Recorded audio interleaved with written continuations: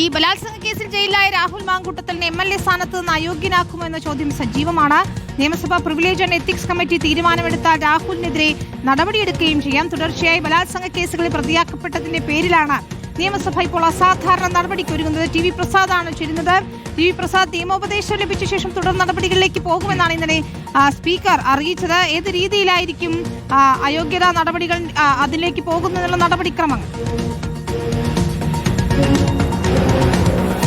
വിനീത, പ്രത്യേക അന്വേഷണ സംഘം രാഹുൽ മാങ്കൂട്ടത്തിലിനെ അറസ്റ്റ് ചെയ്തതിന് പിന്നാലെ നിയമസഭാ സ്പീക്കർക്ക് ആ വിവരം കൈമാറി. വിവരം കൈമാറിയത് കൊണ്ട് തന്നെ ഇനിയിപ്പോൾ അത് റിപ്പോർട്ടായി ആ പ്രിവിലേജ് ആൻഡ് എത്തിക്സ് കമ്മിറ്റിയുടെ മുന്നിലെത്തും.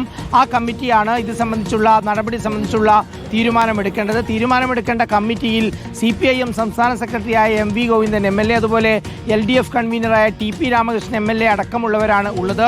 അതിലാണ് ഇനി എന്ത് നടപടിയെടുക്കണം എന്നുള്ളതാണ് പ്രധാനമായും നോക്കുക. ഇനിയിപ്പോൾ ഇത്തവണത്തെ നിയമസഭാ സമ്മേളനത്തിന് മുമ്പ് അത് നടക്കുമോ എന്നുള്ളതാണ്. കാരണം രണ്ടാം പിണറായി സർക്കാരിൻ്റെ അവസാനത്തെ നിയമസഭാ സമ്മേളനമാണ് അടുത്ത ആഴ്ച തുടങ്ങുന്നത്. അതിനു മുമ്പ് ഈ നടപടി പൂർത്തിയാക്കാൻ കഴിയുമോ എന്നുള്ളതാണ് ഏവരും ഉറ്റുനോക്കുന്നത്. സാധാരണഗതിയിൽ ഇത് പതിവുള്ള രീതിയല്ല. പക്ഷേ തുടർച്ചയായി ഇങ്ങനെ ബലാത്സംഗ കേസ് വരുന്നത് അത് സഭയുടെ അന്തസ്സിന് തന്നെ ബാധിക്കും എന്നുള്ളത് കൊണ്ടാണ് ഇങ്ങനൊരു കടുത്ത നടപടിയിലേക്ക് കടക്കുന്നത്. രാജ്യത്ത് തന്നെ അപൂർവമാണ് ഇങ്ങനെയൊരു നടപടി. നേരത്തെ നമുക്കറിയാവുന്നതുപോലെ വോട്ടിന് കോഴ 2013 ഒരു MP നടപടി ലോക്സഭ എടുത്തിട്ടുണ്ടെങ്കിൽ ഇത് നിയമസഭാ ചരിത്രത്തിൽ തന്നെ ആദ്യമായിട്ടായിരിക്കാം നടപടി എടുക്കുന്നുവെങ്കിൽ അതിനെ സംബന്ധിച്ചുള്ള തീരുമാനം എന്താകും എന്നുള്ളതാണ് ഏവരും ഉറ്റുനോക്കുന്നത്. വിനീത, ശരി, ഏറ്റവും നിർണായകമായ നടപടിയായിരിക്കും, നീക്കമായിരിക്കും എന്ന കാര്യത്തിൽ തർക്കമില്ല. പ്രിവിലേജ് ആൻഡ് എത്തിക്സ് കമ്മിറ്റി എന്ത് തീരുമാനമെടുക്കും എന്നത് നിർണായകമാണ്. TV പ്രസാദാണ് തിരുവനന്തപുരത്ത് നിന്ന് വിശദാംശങ്ങൾ നൽകിയത്.